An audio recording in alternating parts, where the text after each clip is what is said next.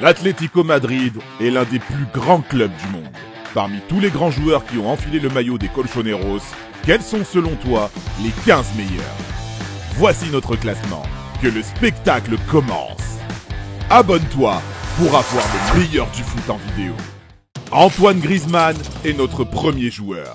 Le Français a signé à l'Atlético en 2014 en provenance de la Real Sociedad. Après 2 ans passés à Barcelone, Griezmann est revenu chez lui en 2021. À Madrid, le vainqueur de la Ligue Europa 2018 est tout simplement devenu l'un des meilleurs joueurs de la planète. Juan Fran a brillé à l'Atlético pendant 8 ans, plus précisément de 2011 à 2019. Le latéral droit, vainqueur de 2 Ligues Europa, était une pièce essentielle de l'Atlético de Diego Simeone. Au total, l'Espagnol aura disputé 355 matchs avec les Colchoneros. Adrián Escudero était une machine à but, un homme d'un seul club. En 13 ans, l'attaquant vainqueur de 2 Ligas a joué 330 matchs et marqué 169 buts. Adelardo Rodriguez vous est peut-être inconnu. Pourtant, il a considérablement marqué l'histoire de l'Atlético. De 1959 à 1976, le milieu a porté les maillots des Rojiblancos à 550 reprises. Il a notamment gagné 3 Ligas et 5 Copa del Rey. Diego Forlán était un joueur immense. Arrivé à Madrid en 2007, c'est avec les Colchoneros que l'Uruguayen changera définitivement de dimension pour devenir l'un des tout meilleurs avant-centres de son époque.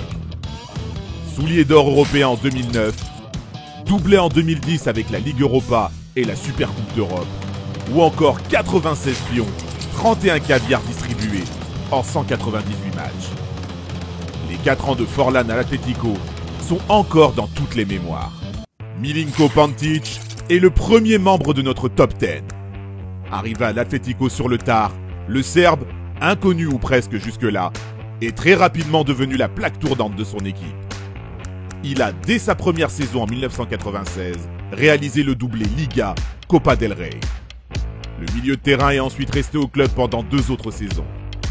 Il s'est notamment distingué en terminant avec 5 buts, meilleur buteur de la Ligue des Champions de l'UEFA 1996-1997.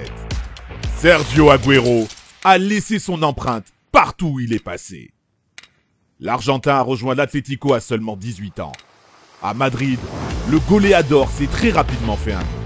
En 5 saisons, Agüero a marqué 101 buts et délivré 45 passes décisives. Le tout en 231 matchs. Comme Forlán avec qui il formait un duo dévastateur, il a remporté la Ligue Europa et la Supercoupe d'Europe en 2010. Joueur de 1994 à 1997, puis de 2003 à 2005, manager, Diego Simeone est une véritable légende du côté de l'Atlético. L'Argentin était un joueur complet, l'un des meilleurs milieux défensifs de sa génération. Volume de jeu, à l'aise avec le ballon, bonne frappe de balle, l'auteur du doublé en 1996 savait tout faire. Notre numéro 7 a suivi la même trajectoire que Simeone. Gabriel Fernandez, alias Gabi, a effectué 2 passages à l'Atlético. Le premier entre 2003 et 2007, le second entre 2011 et 2018, où il a laissé un héritage colossal. L'Espagnol a disputé 414 matchs avec les Rojiblancos et a remporté 6 titres, dont 2 Europa League.